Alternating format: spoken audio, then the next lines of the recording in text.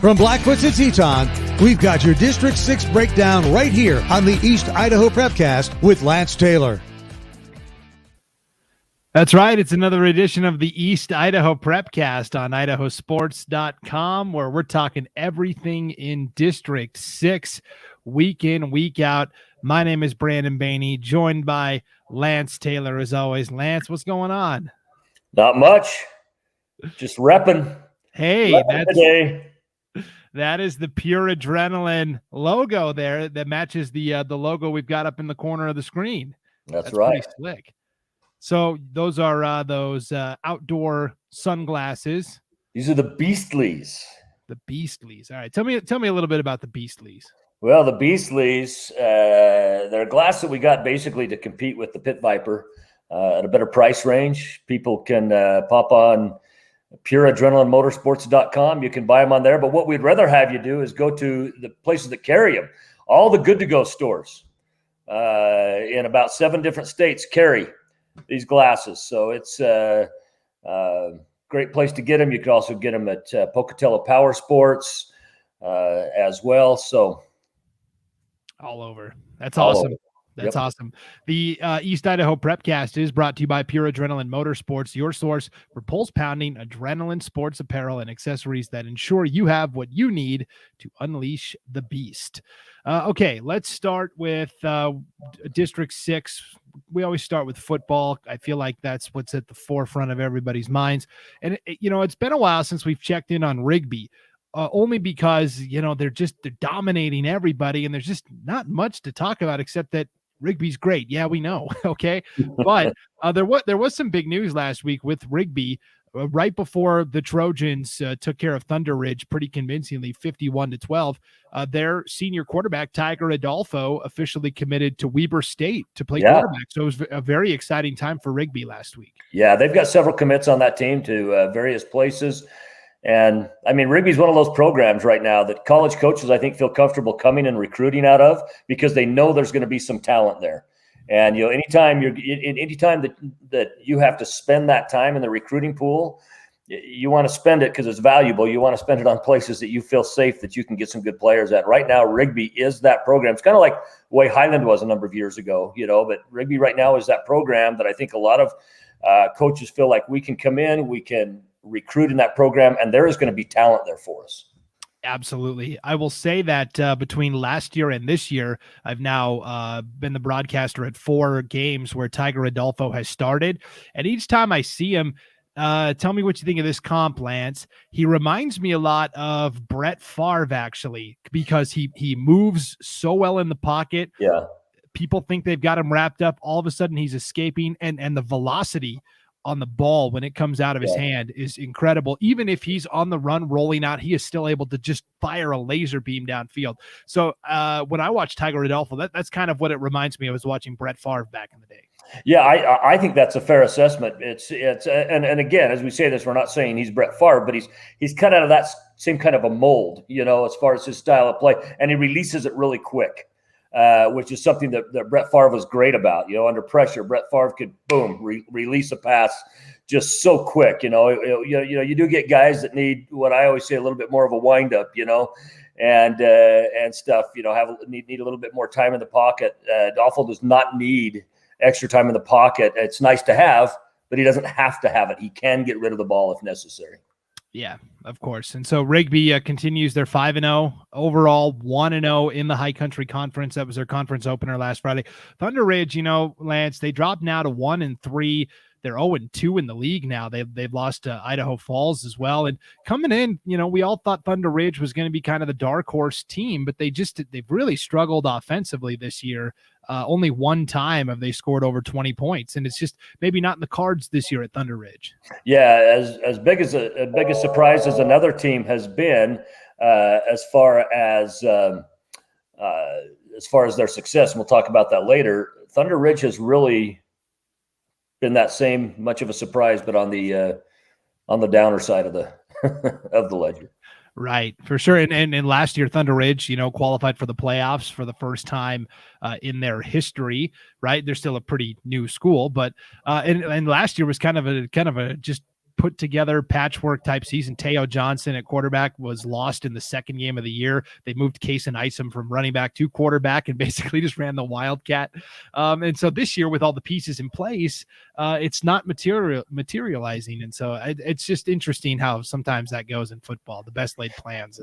Yeah, it does. And certainly Thunder Ridge falls into that category. And, based upon what we had seen previously this season thus far, them only putting 12 points up was no surprise. Yeah.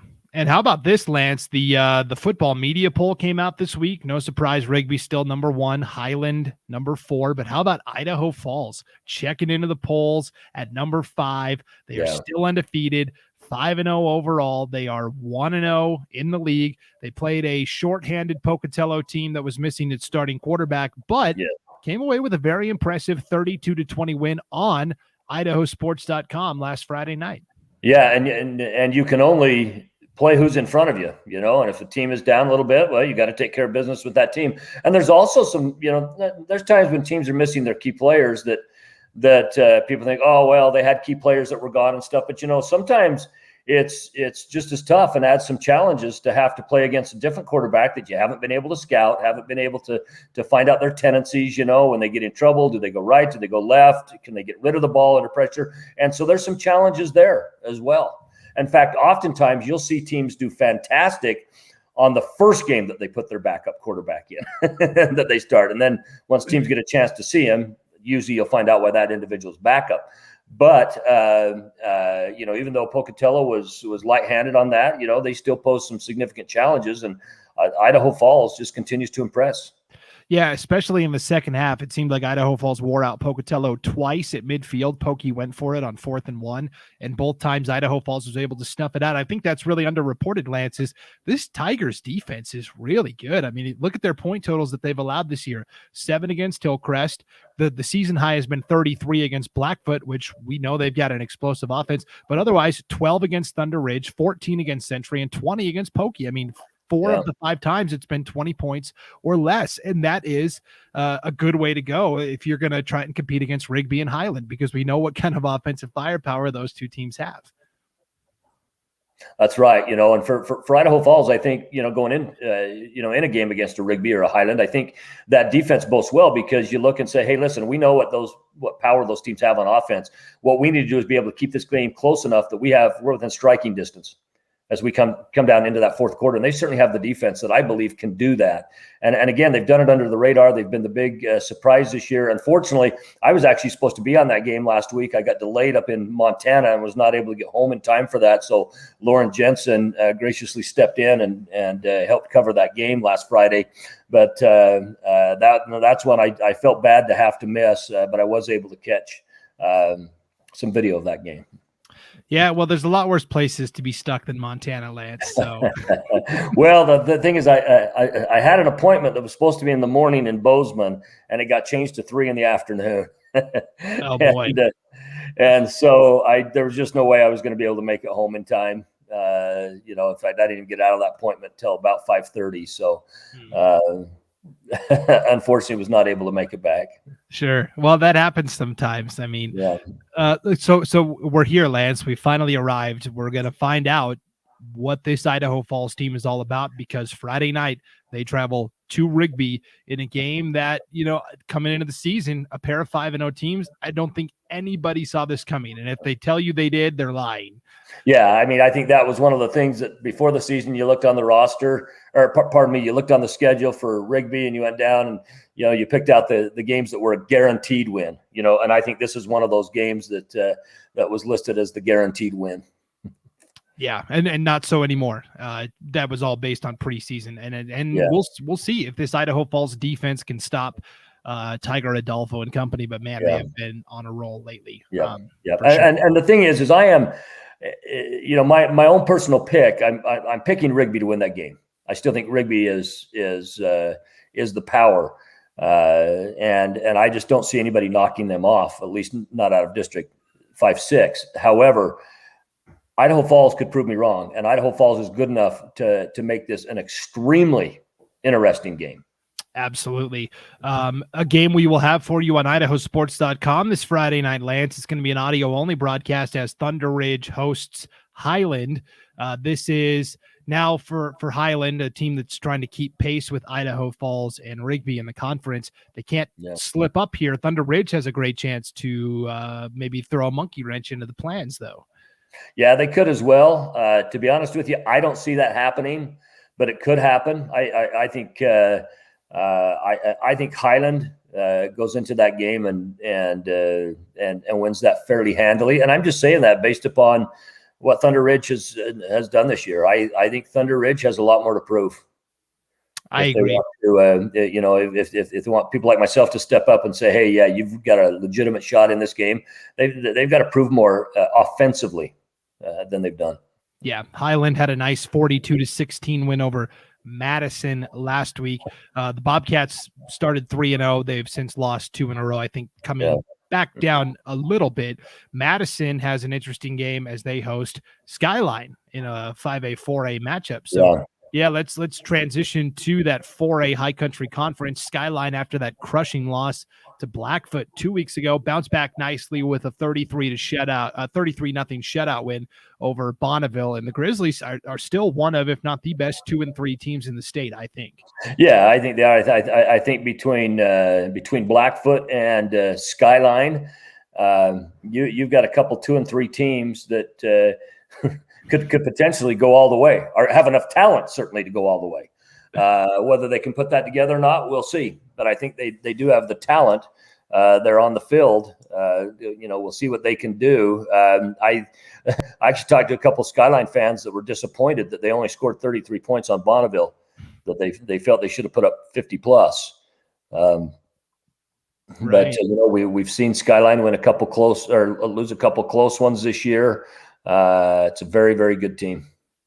Well, speaking of teams that lose the close games, Blackfoot 2-3 on the year, Lance. All 3 of those losses have come by a single point, right? They dropped 1 point games to Thunder Ridge and Idaho Falls early on in the season.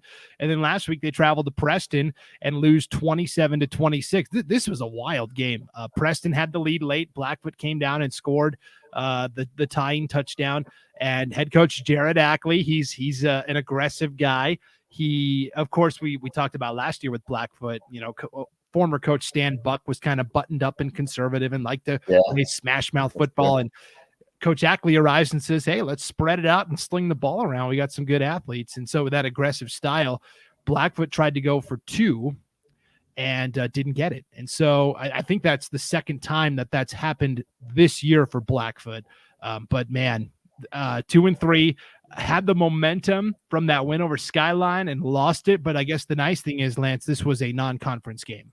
Yeah, it's a non-conference game. However, it's a game, against a team that you could potentially match up again in the state playoffs, you certainly want to go in with your best foot forward in that. Not one person within my pool that I spoke with picked Preston to win that game. Everybody picked, including myself, picked Blackfoot to win that game. No, I didn't pick it to be a blowout or anything like that.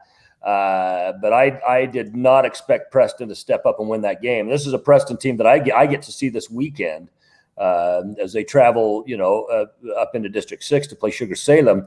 And so, I'll get a better look at them. But after that Skyline Blackfoot game, which I did cover, which I had that game with Tim Belknap, I really threw both my feet into the Blackfoot camp and said, wow, this team is good. Yeah, you'll have to let me know about Preston because they're kind of perplexing. And I know they're a District 5 team, but real quick, they're 4-1. 2 of their 4 wins have come by a single point. They beat Lakeland 7-6 in that week 0 game, and then the 1 point win over Blackfoot last week, 27-26. A third win came over Star Valley on a walk-off field goal, basically this time. So, I mean, Preston is kind of the opposite of Blackfoot. And that's a Preston team that lost to Shelley to open the season. Yeah. And lost fairly handily to Shelley to open the season.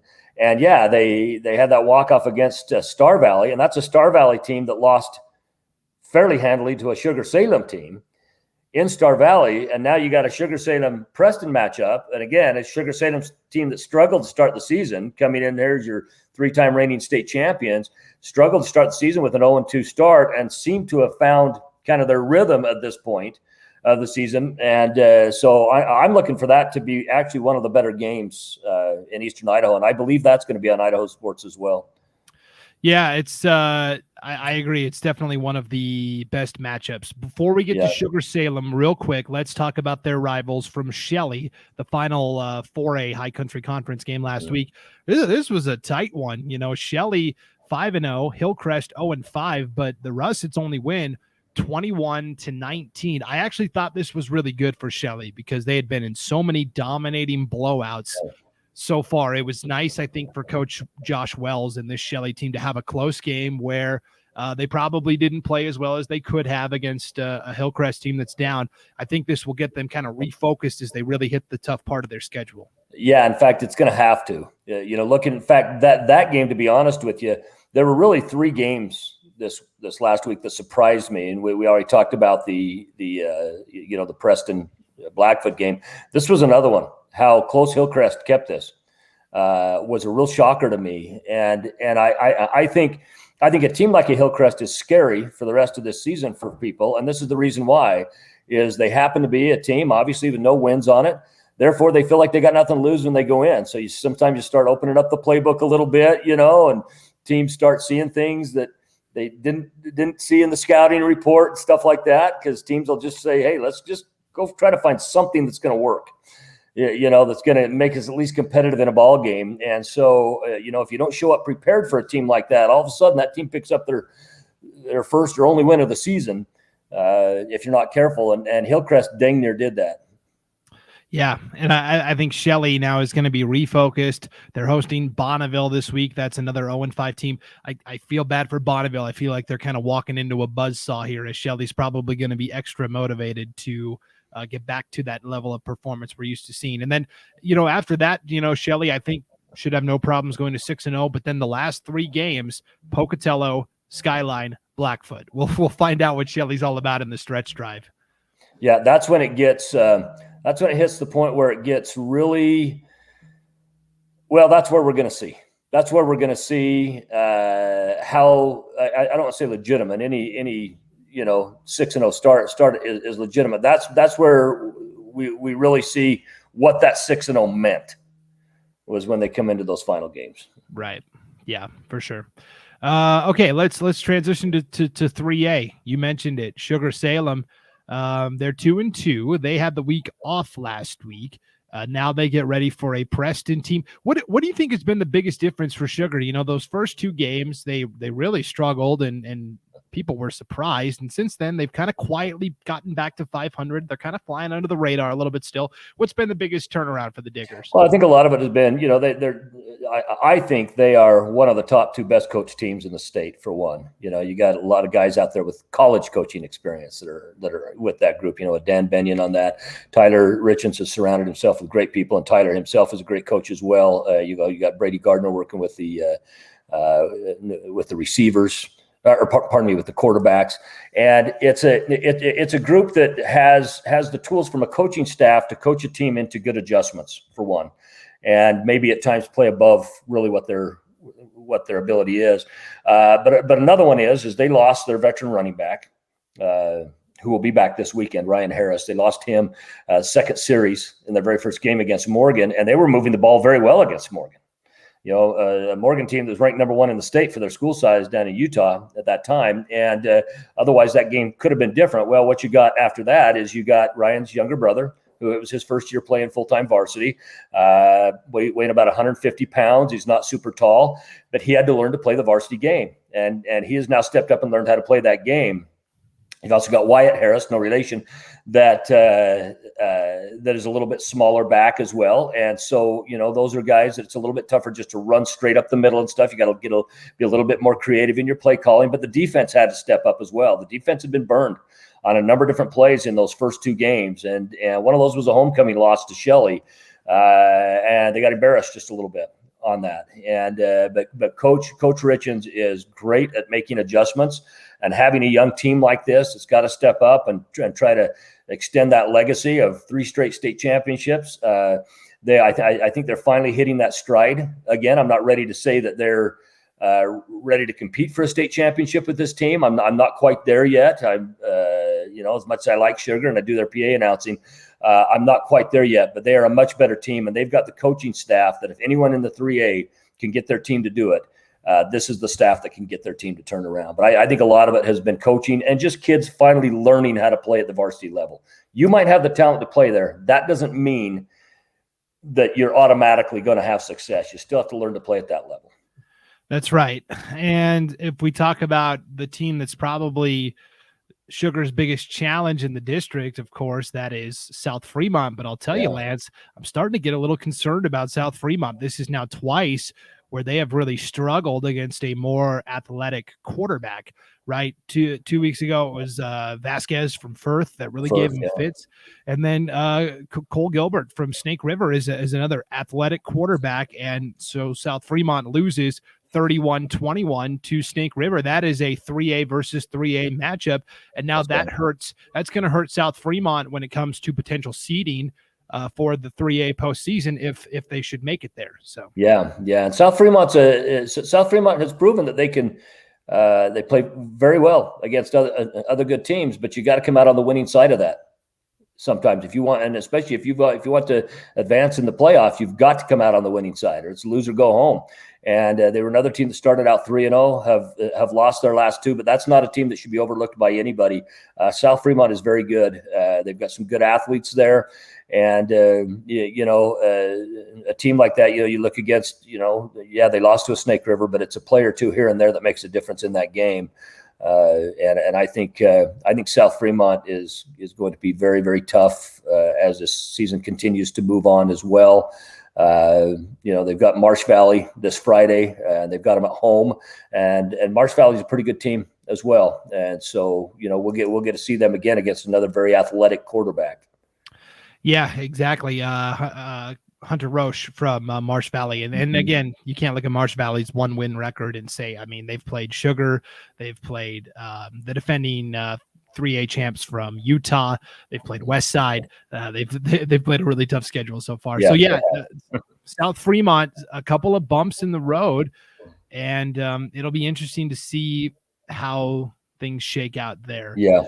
Yeah, let's move on to the 2A ranks, or I guess real quick, let's give a nod to Teton. They came up just short against American Falls, 14-13. That was a game I picked Teton to win. I did too. I think 9 times out of 10, Teton probably wins that game, but they just fell by 1, which was unfortunate. And now they'll turn around and play this week, hosting Snake River. That's going to be a tough test for Teton, but and Teton is struggling this year. There's no question about it. But they're a team, I think, coming off of a win, coming off of this close one with American Falls, where they just lost by 1 point. I think they go into this game feeling, hey, you know what, we can compete, and the fact that they're hosting it, I think they're going to be able to play a bit better. I'm not ready to call them to win this game against Snake River, but I think if they don't win it, they can certainly make it interesting. Yeah. Nuclear Conference 2A. The big matchup we were talking about last week, Lance, was North Fremont traveling to go play West Jefferson. And I said this had the potential to be a pretty close game, and it was. North Fremont only escaped with a 34-22 win. So here's my question, Lance. North Fremont is 4-0. They continue to be ranked in the polls. I still am waiting to see that North Fremont team we saw last year, where they were putting opponents away, and they've had a lot of close games in that 4-0 record. Is North Fremont a little bit down from where they were last year, or is everybody else just getting that much better and closing the gap? Well, I think statistically, as far as being up and down, a lot of that depends on who you're playing and what the other teams are at this year. And I think, they have really been challenged this year. Obviously, they blew out Malaba. They had a tight one with Filer, a tight one with Melba, a tight one with West Jefferson. This weekend they host Salmon. That should be a victory. I actually am calling the game on the 8th when Aberdeen comes into North Fremont. North Fremont, I was calling them the number 1 team in this conference as this season started. And right now, I'm putting that foot in the Firth camp right now. I think Firth is the best team in that conference right now. I think Firth is probably the second best team in 2A at this point, behind a fantastic West Side team. But I think I don't know. I just think that North Fremont's got a little bit more to prove, because this was the other game. See, I wasn't as optimistic as you were about West Jefferson going into this. I thought North Fremont would handle them pretty well. And those, I told you there was 3 games that kind of shocked me this weekend. That was one of them. Was that West J was able to hang as tightly as they were, and I earned a lot of respect from West Jefferson. Absolutely. And North Fremont, it should be noted that they are continuing to find ways to win. And so, hey, 4-0 is 4-0. It doesn't matter how much they win by, right? So Salmon, 2-2 now, 1-0 in the conference, tied for first place, a 19-12 win over Ryrie. It's really good to see for Salmon. Coulter Bennett ended up scoring twice for the Savages in that game. This is a Salmon program that has a good history, but recently they've struggled. So it's nice to see them at 2-2 and 1-0 in the league as well. Yeah. And as you mentioned, Salmon will travel to North Fremont, battle of 1-0 teams in the league, and we'll see what happens there. Firth had the week off last week. They're going to host Ryrie. That should be a nice win for the Cougars. And West J is off this week. So with a 5-team conference, you kind of have to stagger the schedules. Well, plus, if they can take it off, schools that get out for spud harvest, knowing many of those kids are working that harvest stuff, they try to at least have one of those 2 weekends vacant, which is what Sugar did last week. Yeah, it's a good point. With the schedule has been pretty light the last 2 weeks. I didn't even think about that, but yeah, you're right. That's exactly why. So that makes sense. Real quick, let's hit the 1As. I think the big game that everyone was looking at was Water Springs hosting Horseshoe Bend. This was a game that kind of got scheduled late in August. Water Springs was supposed to play Showband. Showband wasn't able to have a varsity team this year. Instead scheduled a Horseshoe Bend team that came in and won 50-30. Water Springs now 1-4. We talked about the early hole they're digging themselves into with Rockland and North Gem still ahead. I guess the nice thing is for Water Springs, their destiny is still kind of in front of them if they can win those league games, but there's not much room for error anymore. No, there isn't. Not at this point. And I mean, they were still able to put 30 points up on the board. And I had Water Springs the week before. I had them last week, and or the previous week, and Water Springs can put some points up on the board. The problem that they struggle with is on defense. Teams tend to be able to hit the corners on them, and they don't have big tacklers out on the perimeter either. Yeah. So Water Springs drops to 1-4. Rockland, meanwhile, continues to just look good. They played Chalice and won 68-30. I think it's going to be fun to watch Rockland match up with North Gem. Those are a pair of District 5 teams, but they're all in the same conference as Water Springs.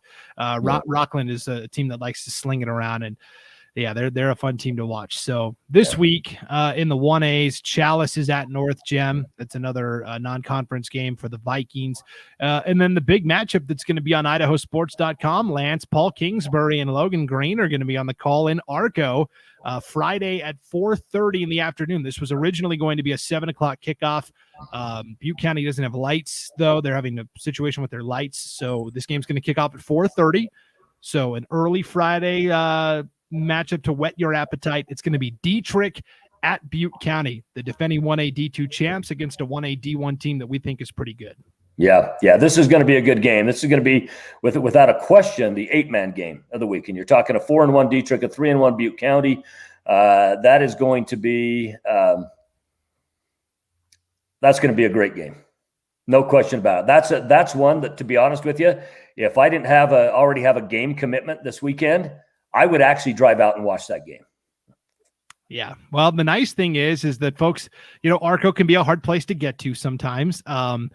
Folks don't have to drive out there if they don't want to, because we will have it for them for free on IdahoSports.com. And again, that game is kicking off at 4:30, early kickoff Friday for that matchup. But that's the football rundown. Before we get out of here, Lance, I did want to talk soccer just for a second, and only because this score really stood out to me from last week. The Sugar-Salem boys, of course, like in most sports, Sugar-Salem's doing pretty well. We talked about their volleyball team last week. The boys soccer team is off to a really good start. They are 9-2-1 overall, or excuse me, they're 9-3 overall, 2-1 in conference, but they defeated South Fremont last week 21-0 in soccer. That's the most lopsided score I've seen this year, and I think it just shows how good Sugar is in soccer. Yep, they did. Their conference is good because they took a loss to Teton as well. And remember, 2A that has soccer plays up in that division. So Firth is a conference opponent as well. They knocked out Firth 5-0. But that kind of win. And I haven't had a chance to talk to the coach. Coach's grandfather is actually my next door neighbor. But I haven't had a chance to speak with the coach to see really what led to that 21 points. That was crazy. Yeah, for sure. And we should mention Teton got a 3-2 win over the Diggers. So as dominant as that 21-0 victory was, they're looking up at Teton in the standings. Teton's 2-0 in the league. So and Teton knocked off South 9-0. I mean, 9 is a ton of points to put up on the board. Yes. It was. I mean, 21 points. That's a football score. Yeah, for sure. And then I guess the last bit of news is the IHSAA had their September meeting yesterday over in Haley at Wood River. The big story was all of the classification petitions for schools that want to move up or stay down. There wasn't really anything that affected District 6 there, but one bit of news that did come out was Mackey had requested the ability to use 8th graders for varsity basketball, and that was approved. So sometimes when you're a smaller school, you have to dip into the junior high ranks to have enough. Right. And that happens sometimes. I will say Pete Maravich played varsity in the 8th grade. Right. And Mackey, I know, is going through a hard time right now. There's a lot of illness in the school. They had to cancel their game with North Gem last week for football, and we just hope that everybody in Mackey gets better. And because when Mackey's good, I think it's good for the rest of the state as well. So it is. Their volleyball team is still rolling along too. So no question. All right. Well, that's a rundown of everything that's going on in East Idaho. Thanks for tuning into the East Idaho Prepcast on IdahoSports.com. Brought to you by Pure Adrenaline Motorsports. Lance, show off those shades one more time. Yeah, that's looking good. You can see those sunglasses on the video version of this podcast on the IdahoSports.com YouTube channel, as well as our Facebook page.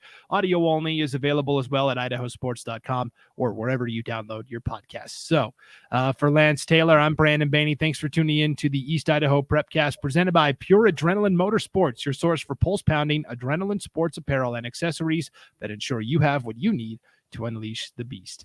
All right. We'll see you back here next time on IdahoSports.com.